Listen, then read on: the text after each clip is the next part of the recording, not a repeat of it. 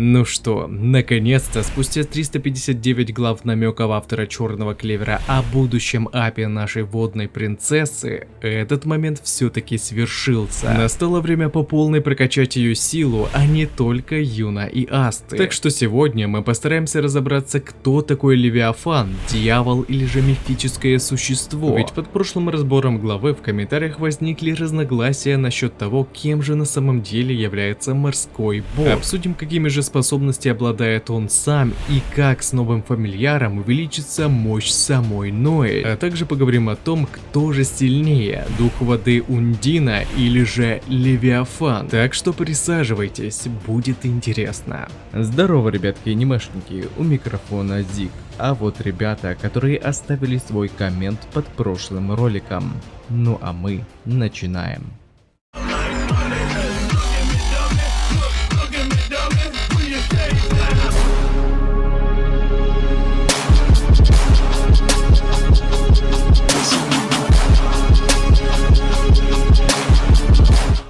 Для начала давайте разберем информацию касательно Левиафана в мифологии и демонологии, чтобы после мы смогли решить, кем же на самом деле представляется морской бог в мире Черного Клевера.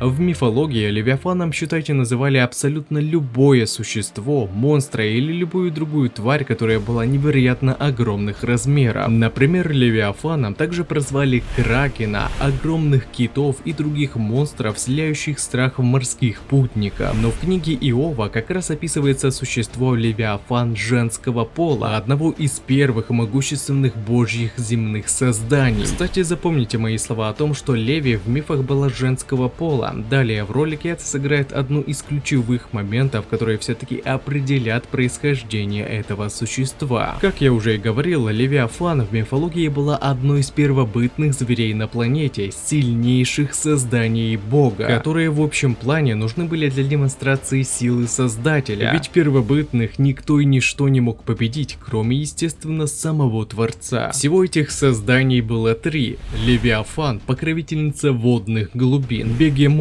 властитель земли, и владычица небес Зис. Создавались они также с целью управления тем местом, что было им даровано, соответственно вода, земля и ветер. Но также им было уготовано некое предназначение, и эта участь постигла мужскую особь Левиафана. Да, у Леви был партнер, но бог решил уничтожить свое создание, так как их дальнейшее соитие могло привести к расширению популяции, что в свою очередь могло привести уже к уничтожению всей морской фауны. А после уничтожения его плоть послужила пищей для праведников. Вот в чем собственно и заключалось предназначение этих творений. В трудные времена они должны были стать пищей для человечества, стать спасением, которое не допустит вымирания праведников. Но для того, чтобы первобытные не взбунтовались из-за своей судьбы стать пищей, в будущем бог запечатал их в месте, в котором знал только он. Ну и естественно, никто из смертных не мог склонить этих созданий повиноваться им, так как они были самобытные и не стали бы плясать по чью-нибудь дудку. Что сказать, даже сам создатель для предотвращения возможного восстания запечатал их. И это никак не сходится с тем, как легко Ноэль заключила контракт с морским богом. Вот в чем и отличается Левиафан в мифах и тем, что нам представил автор Черного Клевера. Здесь так называемый морской бог во время наступления апокалипсиса впадал в буйство, что привело бы к уничтожению всего сущего, что стало бы на пути этого монстра. Что еще нужно понимать, так это то, что Табата много чего заимствует из разных религий и мифов, включая все это в свою историю и время от времени изменяя те или иные вещи. Так было с Мегикулой, которой нет в построении древа Клипот, и с особыми свойствами легендарного пятиглавого дракона, о котором мы поговорим далее в ролике, так как эти свойства являются ключевыми в решении вопроса истинной сущности. Кстати, дракон страны Хина может являться как раз таки одним из разновидностей разновидностей первобытных в мире черного клевера. И возможно третье существо может иметь также форму дракона. Но это предположение условно, поскольку первобытных одолеть может только Создатель. Но Аста в свою очередь уничтожил легендарного монстра страны Хина, а значит, что пятиглавый дракон, что якобы морской бог, наталкивает нас на мысль, что в этой вселенной они все же имеют другую природу происхождения. Мифический Левиафан имела облик огромного морского змея с множеством голов, либо же отростками в виде щупалец. Она обладала полным контролем над водой, создавая водовороты и водяные шипы, имеющие невероятную разрушительную силу. Также она могла управлять всеми водными существами, и как вишенка на торте, у нее была способность извергать пламя из своей пасти. Ее тело было неуязвимо против любых видов атак. Описывается, что она могла разрушать металл, словно это была солома. Ведь, как вы уже слышали, первобытных уничтожить мог только Создатель. Думаю, этого описания хватит для того, чтобы дать вам некое представление о мифическом Левиафане. С этим багажом вы сможете сопоставить ее с информацией из демонологии. Так что поехали к самому вкусному.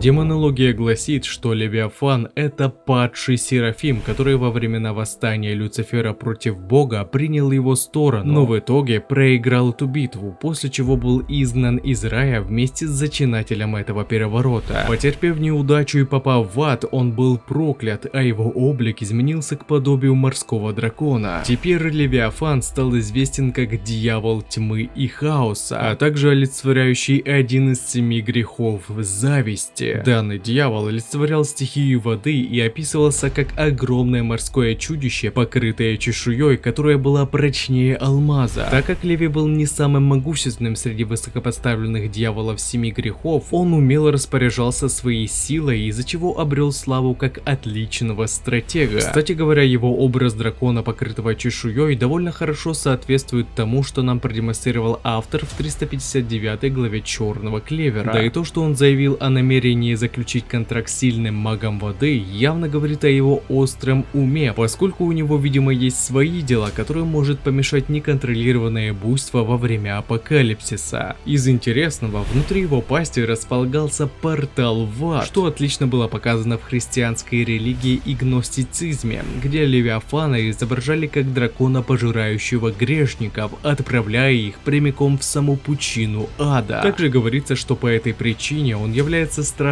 врат в преисподнюю. И хоть в Черном Клевере гласят, что дьяволы не могут пройти сквозь врата в человеческий мир, но возможно именно из-за того, что Левиафан является стражем врат в ад и разделяет нижний мир от людского, возможно он и смог как-то попасть в верхний мир. К тому же в том же самом гностицизме дьявола зависти представляли как Урабороса, дракона, пожирающего самого себя. А так как в его пасти есть портал в ад, тогда возможно есть и обратный путь. Кстати, легендарный пятиглавый дракон страны Хина своим присутствием, даже когда он был запечатан, мог искривлять пространство и время, отчего в той местности флора и фауна пропитались магией преисподней, из-за чего местные обитатели претерпели определенных мутаций. Это говорит о том, что так называемый морской бог, которого почитали в подводном храме, также может являться не тем, кем нам его представляют, особенно после того, как мы узнали его имя и увидели его облик с чертами дьявола, который совсем не соответствовал божественным сущностям. К тому же в демонологии про этого дьявола говорили в мужском роде,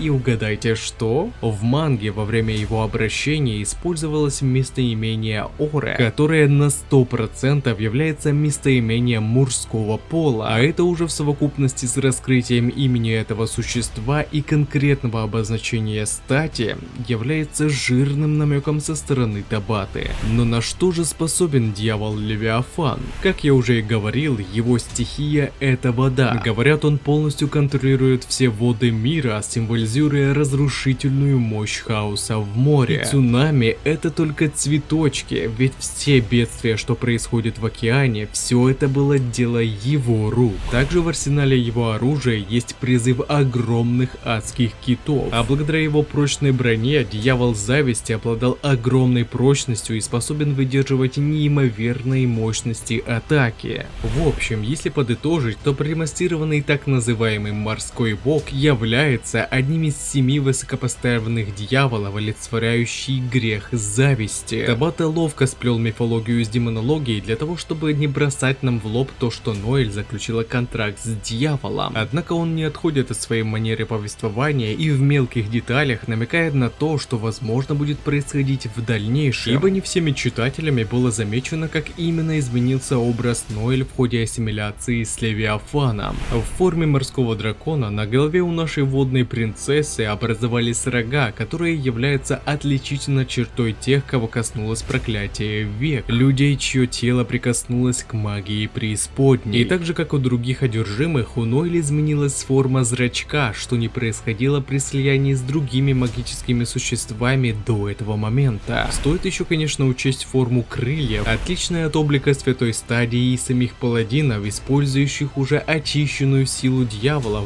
более приближенную уже к божественной. Но что насчет самой Ноэль? Как сильно повысится ее сила от этого союза? И тут главное вспомнить, что Ноэль у нас очень сильный маг воды, которая поначалу никак не могла справиться со своей бушующей магией. И когда она все же научилась ее контролировать, создаваемые заклинания по типу рев морского дракона имели огромную разрушительную силу. Вся ее суть заключается в том, что собственная магия Ноэль направлена на разрушение, а теперь, когда она заключила контракт с Левиафаном, дьяволом воды и хаоса, ее разрушительный потенциал только вырос. И это только то, что лежит на поверхности, ибо учитывая только даже этот аспект, ее атаки уже достигнут невиданного разрушения. А если сравнить мощь Ноэль в союзе с духом воды Ундиной и Левиафаном, то можно с уверенностью сказать, что на данный момент облик морского дракона намного сильнее святого одеяния Валькирии, где демон хаоса сосредоточен на разрушении, а Ундина на защите. Поэтому, собственно, она и предпочла остаться в королевстве сердца с Лалапичикой, нежели немного продолжить контракт с Ноэль и помочь ей устранить угрозу в виде Люциуса, который в прямом смысле угрожает и их стране. Но помимо усиления свойств разрушения, новая броня Ноэль также может подарить ей прочность чешуи морского дракона, а это значительно повысит выживаемость на поле боя.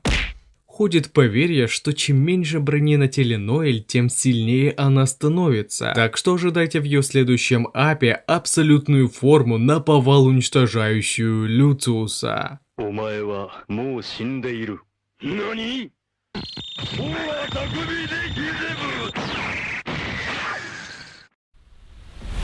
А на этом ролик подходит к концу. Пишите свои мысли по поводу этого ролика, выскажите свое мнение, что вам понравилось, а что не понравилось, и несколько комментариев попадут в следующие ролики. Если тебе понравился ролик, тогда лайк и подписка для меня будет лучшей благодарностью. А также не забываем про колокольчик, ведь последнее время не всем приходит уведомления. Всем спасибо за ваш просмотр, мирного неба вам над головой и всем пока-пока.